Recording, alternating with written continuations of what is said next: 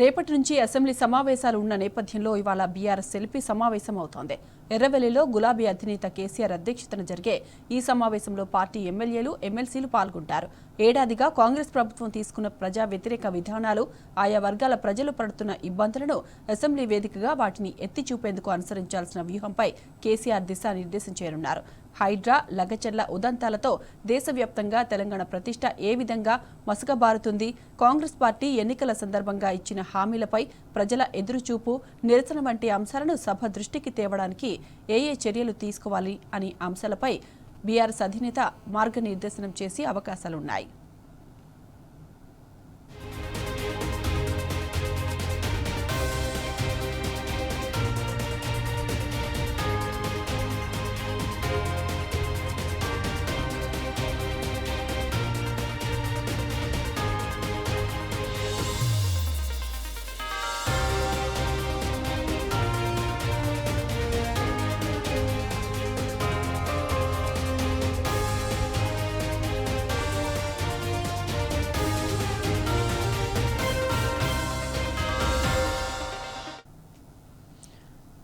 ఇక రేపటి నుంచి అసెంబ్లీ సమావేశాలు ఉన్న నేపథ్యంలో ఇవాళ బీఆర్ఎస్ సెల్పీ సమావేశం అవుతోంది. ఎర్రవెల్లిలో గులాబీ అధినేత కేసీఆర్ అధ్యక్షతన జరిగే ఈ సమావేశంలో పార్టీ ఎమ్మెల్యేలు, ఎమ్మెల్సీలు పాల్గొంటారు. ఇక ఇదే అంశానికి సంబంధించిన పూర్తి డీటెయిల్స్ మా ప్రతినిధి రంగాచారి అందిస్తారు. Rangachari, good morning Sai Madhavi. మరికొద్ది సేపట్లో ఇక్కడ గజ్వేల్ సమీపంలోని మర్కుక్ మండలం ఎర్రవల్లిలోని వ్యవసాయ క్షేత్రంలో బీఆర్ఎస్ ఎల్పీ సమావేశం ప్రారంభం కాబోతున్నది.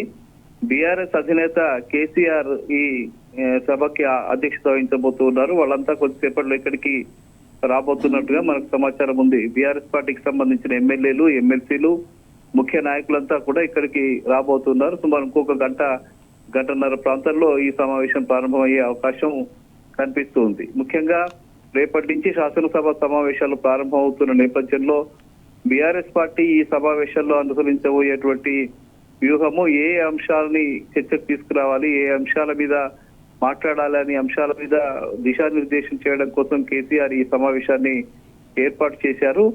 ఆ నేపథ్యంలోనే ఈ సభ జరగబోతున్నది. ముఖ్యంగా ఈ సమావేశానికి చాలా ప్రాముఖ్యత కూడా నెలకొని ఉన్నది. ఎందుకంటే కేసీఆర్ ప్రత్యేకంగా వీళ్ళందరినీ పిలిపించి రాష్ట్ర ప్రభుత్వం అమలు చేస్తున్నటువంటి ఈ పథకాలు కానీ, రాష్ట్ర ప్రభుత్వం గత సంవత్సర కాలంలో చెందినటువంటి వైఫల్యాలు కానీ వీటన్నిటి మీద కూడా ప్రధానంగా చర్చకు పెట్టాలనే అంశాల మీద దిశానిర్దేశం చేయబోతూ ఉన్నారు. ఎందుకంటే ముఖ్యమంత్రి రేవంత్ రెడ్డి గత సంవత్సర కాలంలో చేసినటువంటి పనులేవి లేవు అనేది చాలా స్పష్టంగా అర్థమవుతున్న విషయం.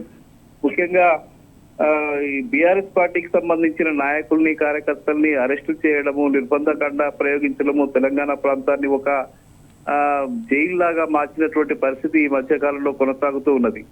అట్లాగే ఇటు ఫార్మాసిటీ పేరిట వాటి మీద గిరిజనులకు సంబంధించిన భూముల్ని సేకరించే క్రమం ఒకటి జరుగుతుంది. అది లగచర్ల ప్రాంతంలో గిరిజనుల మీద పోలీసులు చేసినటువంటి దమనకాండ కావచ్చు, మిగతా అంశాలు కావచ్చు. అటు జహీరాబాద్, సంగారెడ్డి జిల్లా జహీరాబాద్ ప్రాంతంలో న్యాల్కల్ ప్రాంతంలో కూడా సుమారు 2000 ఎకరాల సేకరణకు సంబంధించిన ప్రయత్నం కావచ్చు. మిగతా ప్రాంతాల్లో ఇటు హుస్నాబాద్ ప్రాంతంలో కూడా గిరిజన ప్రాంతాన్ని ఎంపిక చేసుకుని ప్రత్యేకంగా ఈ భూసేకరణ కార్యక్రమం ఫార్మాసిటీల కోసం సేకరిస్తున్న వైనాన్ని తీవ్ర స్థాయిలో ఒకవైపు బీఆర్ఎస్ పార్టీ కొట్లాడుతూ ఉన్నది.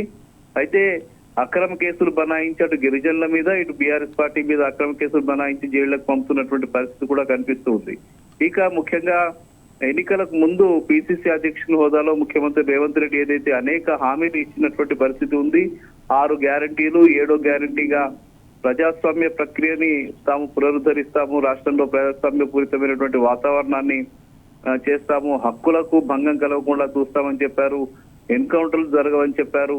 ఇవేవి కూడా అమలు జరగడం లేదు. ఈ మధ్య కాలంలో జరిగినటువంటి ఎన్కౌంటర్లలో సుమారు 16 మంది నక్సల్స్ చనిపోయారు. అది ములుగు ప్రాంతంలో జరిగినటువంటి ప్రాంతం, భద్రాచల ప్రాంతంలో జరిగినటువంటి ఎన్కౌంటర్లో జరిగింది. ఇక హక్కుల హరణం అనేది జరుగుతూనే ఉంది. అరెస్టులు, అక్రమ అరెస్టులు, తప్పుడు కేసులు బనాయించడం, అటు కేటీఆర్ గారి మీద కూడా ఒక కేసును బనాయించడం కోసం విశ్వ ప్రయత్నం చేసి బోర్లా పడ్డటువంటి పరిస్థితి ఉంది. మరోవైపు హరీష్ రావు గారి మీద కూడా కేసులు నమోదు చేసేటువంటి పరిస్థితి. అటు మాజీ మంత్రి జగదీష్ రెడ్డి మీద, ఇంకా ఎమ్మెల్యే కౌశిక్ రెడ్డి మీద, ఇంకా చాలా మంది మంత్రుల మీద, ఎమ్మెల్యేల మీద ఎక్కడికక్కడ అక్రమ కేసులు బనాయించి జైలులోకి పంపించేటువంటి ఒక వాతావరణం ఈ మధ్య కనిపిస్తూ ఉన్నది. ఇవన్నిటి మీద కూడా చాలా విస్తృత స్థాయిలో చర్చకు పెట్టే అవకాశం రేపటి నుంచి జరగబోయేటువంటి శాసనసభ సమావేశంలో జరగబోతూ ఉన్నది.